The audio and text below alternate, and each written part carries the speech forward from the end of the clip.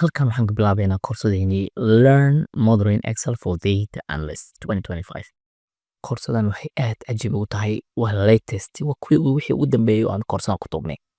Koorsadan waxaan rabnaa in dhowr qaybood aan kusoo hadal qaadno. Qaybta koowaad waxaan rabaa inaan kaga hadlo intay koorsada socdo haduu Ilaahay na gaarsiiyo Spreadsheet Fundamentals. Marka Spreadsheet Fundamentals waxa waaye aasaaska Excel sheetka waxyaabaha asaaska u ah. Ilmihiis waxa waaye qaabka Excelka u shaqeynayo siduu muuqanayo muuqaal ahaan ama siduu caadi ugu noqonayo marka aad soo furtid maxaa arkaysaa maxaa ku muuqanaya inaan kaga hadlo. Qaybtan marka waxaan kaga hadli doonaa 1.1 Introduction to Microsoft Excel. Markaan Microsoft Excel dhahayo waxaan ka wadaa Excelka waxaa ku jira office ku ah oo officeska aan naqaano Word, Excel, Access iyo PowerPoint. marka kawaas saddexda kale ayaga looma isticmaalo data entry waxyaabaha qaar looma isticmaalo oo dailies waxyaabaha inta badan incomeska expenseska waxyaabaha noocaas oo kala markii ay tahay qofka inuu isticmaalo waxaa commonly ah in la isticmaalo loo yaqaano Microsoft Excelka.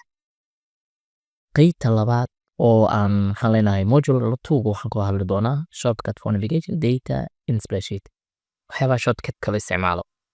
waxaan kaga soo hadal qaadi doonaa shortcuts for data entering and editing data that entry qaabka loo sameeyo shortcutyada sida loo edit gareeyo data types dates in Excel taariikhaha ama wax dates waxyaabaha la xiriiro number formatting si number formatting loo sameeyo data validation waa aad muhiim u ah markii Excel la baranayo removing duplicate and conditional formatting waa iyada 2 points baan ku qaadi doono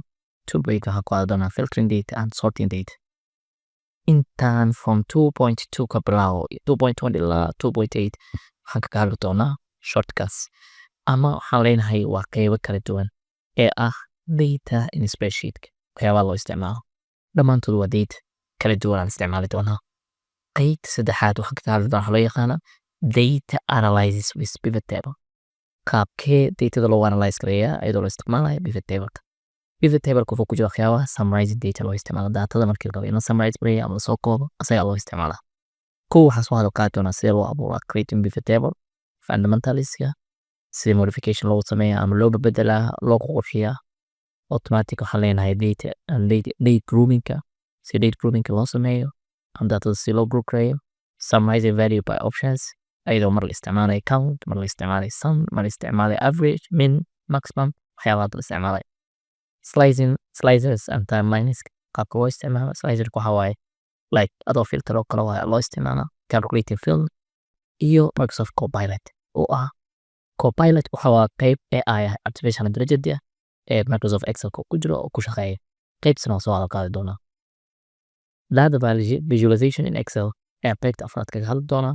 Data visualization markaan leeyahay waxaa waaye qaabka datada chart ahaan ama loogu soo bandhigayo. Su'aalaha qaybta koowaad waxaan kaga hadli doonaa 4.1 ka part line by column waxyaabahaasaan kaga soo hadal qaadi doonaa. Advanced chartska waterfalls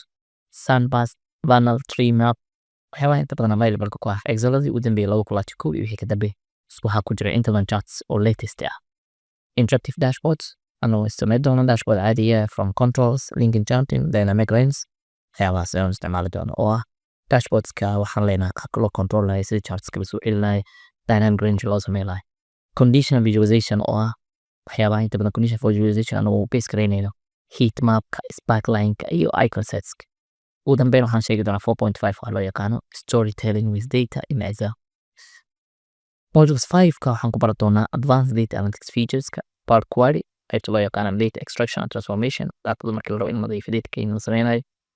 Power pivot-ka isaga waa soo hadal qaadi doonaa data management relationship waxyaabaha markii la dhisayo. DAX oo loo yaqaano data analytics expression laga soo gaabiyo functions for analyze iyada aan soo hadal qaadi doonaa. Module 6 ka aan kaga hadli doonaa Excel with AI. AI waa koraynaa ayaan dambe waa waxa u badan aad loo hadalaayo ChatGPT ku shaqeeya ma Google way leeyihiin mid loo yaqaano Bard shirkadii oo dhan way sameeyeen. Shirkadda Office ama Microsoft waxay sameystay ayadana si lamid ah Copilot kay sameystay oo every time free ah wax badan automatic. marka asagaan ku rabnaa markiina soo darno Copilot-ka AI assistant for analytics-ka power forecasting and predictive analytics ayadana u isticmaali doono automate data cleaning and smart suggestion anagoo AI isticmaali doono AI generating charts and dashboard anagoo still AI isticmaali doono AI powered data storing and automatic data reporting narrative dhammaan intaanoo qaybood waxaan u isticmaali doonaa AI-da magacaabay doonto module 7ka waxa waaye course at modeling waxaan u dhaansaa waay practical application of Excel in data analytics financial data analysis data financial soo qaadan doonaa sales and marketing analytics soo qaadan doonaa data ama waxyaabaha wax la gadida iyo suuqyinta HR and workforce analytics ayadana soo qaadan doonaa supply chain and logistics analytics soo qaadan doonaa academic research data analytics ayadana isla mid soo qaadan doonaa intaanoo qaybood waxa waaye waxyaabaha datooyin kala duwan ama finance ahaato ama sales ahaato ama HR ahaato ama supply chain ahaato research data analytics ahaato dhammaantood soo qaadan doonaa intaa marka laga soo tago kan ugu dambeeya modules 8ka waxaan leeyahay case study and project oo noqon doona building sales dashboard with pivot table and all AI insights anagoo dashboard dhisi doono oo ku base gareey doono pivot table anagoo isticmaalayna then AI insights ama reporting ka ku sameeyay qaab AI cleaning messy data set with Power Query and Smart Filter anagoo isticmaali doono Power Query data nadiifino forecasting future demand with AI powered Excel forecasting and then ugu dambeyn waxaan sameyn doonaa